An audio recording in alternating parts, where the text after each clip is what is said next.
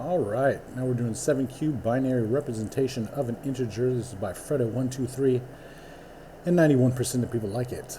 We're going to write a function that returns a vector with each element representing one bit of a 32-bit unsigned or signed integer in such a way that if printed, it would appear as the binary representation of the integer. Pardon me. Least significant bit on the right.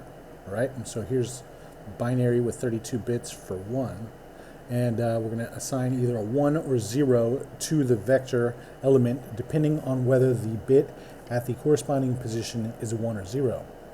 All right, for example, show bits 1 will do this, but in array form, like that. Pardon me.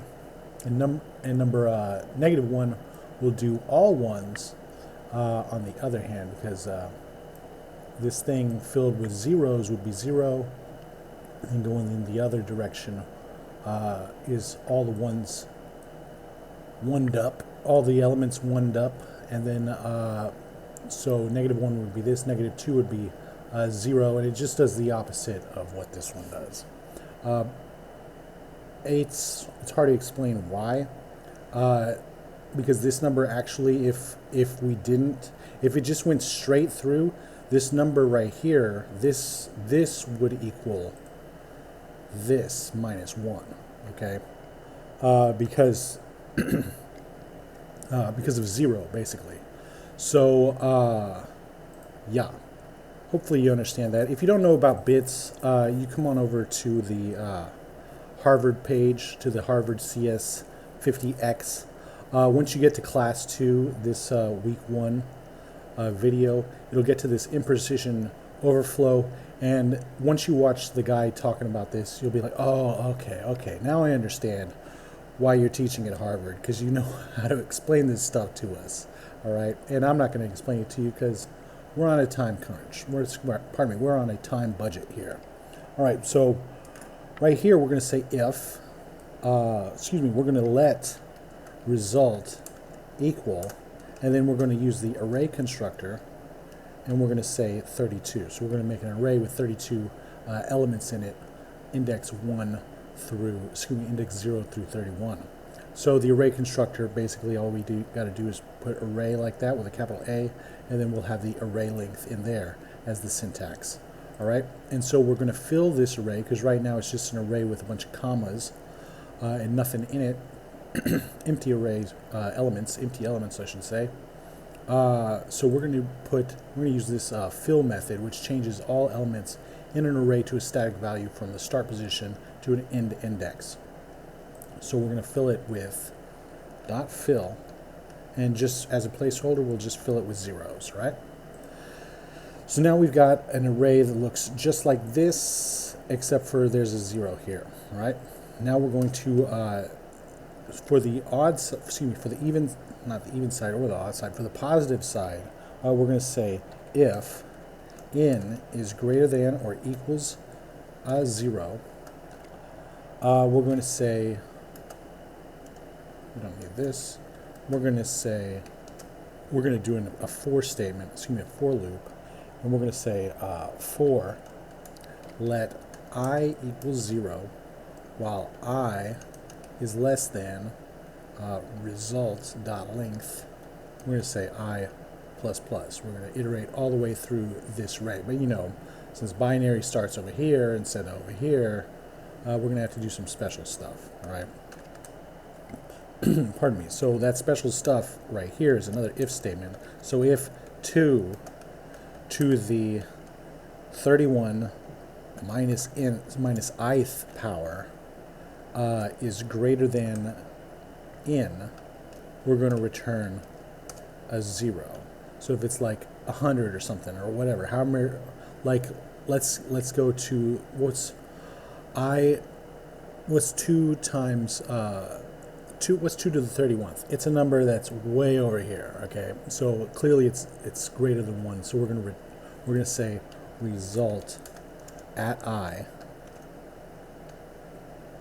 equals 0, right? So we're just going to put 0s in pretty much all of them for the most part, depending. So now we're going to say if it's less than if that number is less than n, we're going to say else, and we're going to say, oops, that's not it. We're going to say else return, result I equals 1, right? Pardon me. Now we've got that. We're also going to have to subtract whatever's in this position from in. So like right here, this is 4, this is 2, and this is 1. That's what those numbers represent. Like if this was 1, 0, 0, if this was 1, 0, okay, this would be 2, if this would be 4, right? So this would be 4, and if this was 7, like 1, 1, 1, it would be, we'd subtract the 4 from the 7. Now it would be 3 in this place. So is 3 greater than 2? Yes, it is. All right, so n would be greater in this case. So we would put another 1. And then is 1 greater than 1? No, it's not. It's, is 1 less than 1? No, it's not, all right? It's the same thing, so this would also be a 1, in the case of 7, I should say. And if you need to know about this stuff, just go, like I say, go to the Harvard thing. He'll tell you a lot better than I will. So we're going to have to say, we're going to subtract the thing down. We're going to say n minus equals this number right here. All right? And that'll get us to the next place. Hopefully that makes sense to you. Now down here, since we're still in the middle of this if statement, we're going to say, we're going to say else, pardon me, and we're going to do, all right, over here, for this number, we can go to this number and we can go to this number, and as you can see, these two numbers added together are 1 less than this number, okay, because one of these numbers is 0, so we can't have an even number on each side. It's just not possible. So that being said, we're going to do an n equals math.abs, and we're going to say n minus 1. All right?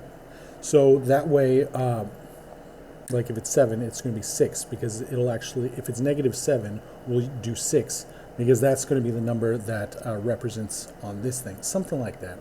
It's so hard to understand. I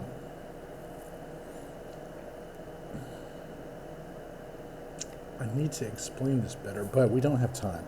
Anyway, we'll just keep going, and we'll figure it out in a little bit. So 4, and we're going to say let I equals 0, and then while actually, what am I doing?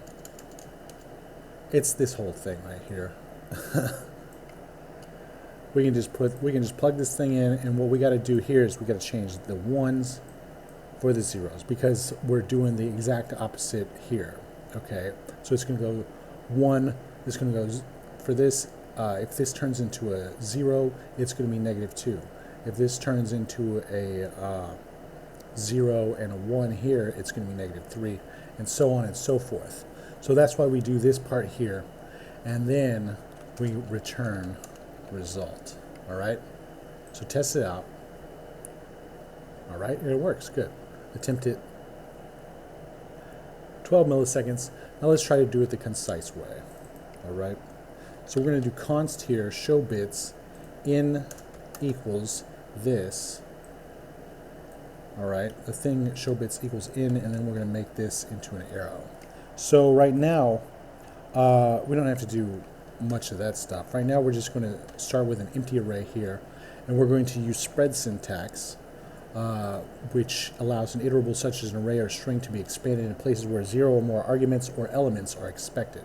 All right, so we're doing spread syntax, and we're going to say in, and we're going to use this special character we haven't done in any of the videos before. We're going to use this unsigned right shift operator 0. All right, and now what's this? Let's go see what this is, all right?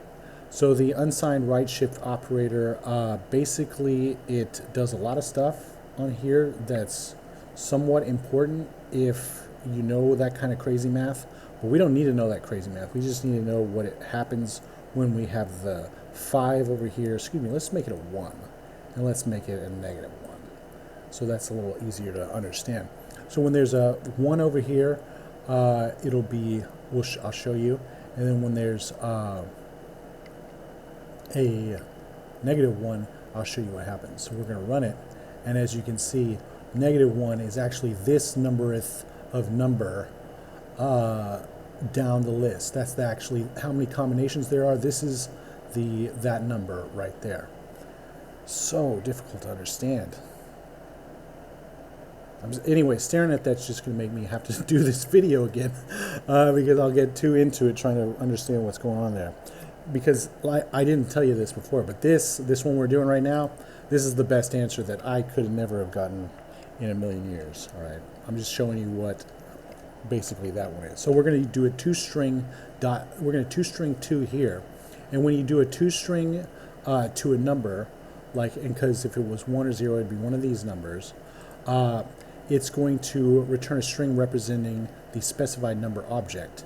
That being said, if we change the radix from whatever base 10 it is to a base 2, it'll straight up give us binary, okay, or a binary representation. All right, so that's what this is for. But remember, it's still in a string right here, so we're going to have to deal with that in a little bit. So now we've got, because this returns numbers that look like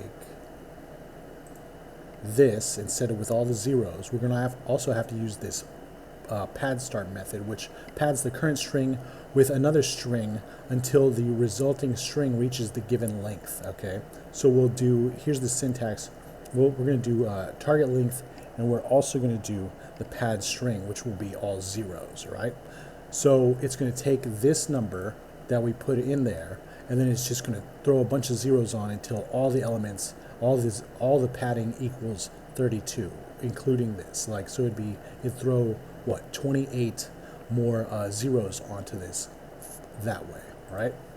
Because it's pad start, there's a pad in too. So that being said, we're going to say dot pad start, and we're going to say 32 spots, and if it's got nothing in it, we're going to make it a 0, right? And now after that, we're going to say outside of the array, because we've got to change everything back into a number. We're going to say dot map, and all we got to do is use the number constructor over here, which basically you put a value and then it'll turn into a number if it can be turned into a number.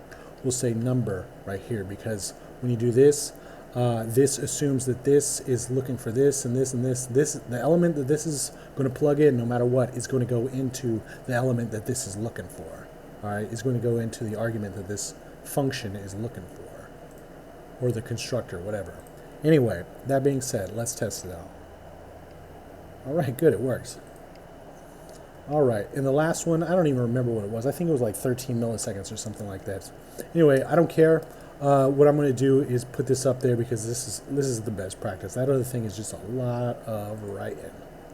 So we'll throw this one up there. My solutions. No solutions yet. That's because, I don't know, who knows why. Oh, it's because I know why. Anyway, whatever, it doesn't matter. Basically, that's it, and we'll see you next time.